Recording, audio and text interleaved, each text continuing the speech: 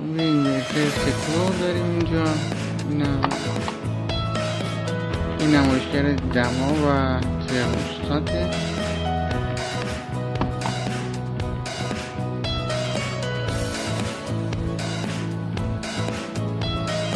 که باید به اینجا بسته بشه.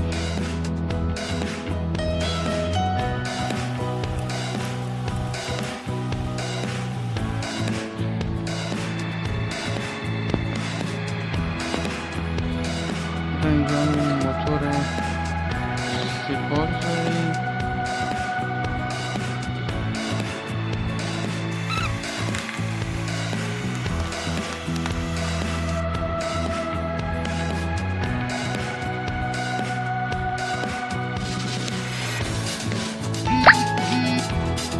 میکنه ترموستات برق گروهی میخواد، برق 220 ولت که من این برق رو اینجا بهش میدم.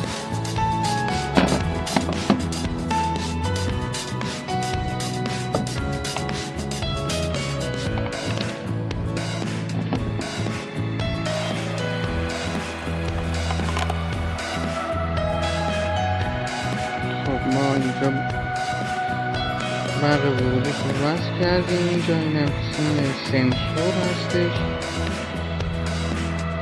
و اینجا این رله خروجی هست که میتونه یه فرمان بده. پیچ شماره 1 به بار وصل میشه و شماره 2 کام هستش و شماره 3 هم که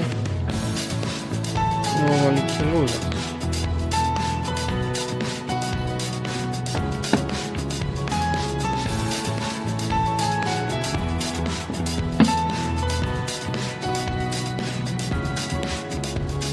و اینورتر تکو مدل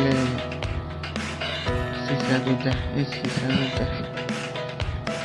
برق ورودیشو به این دو تا وصل میکنیم.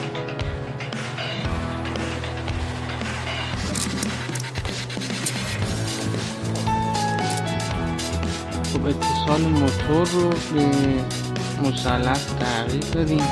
این 220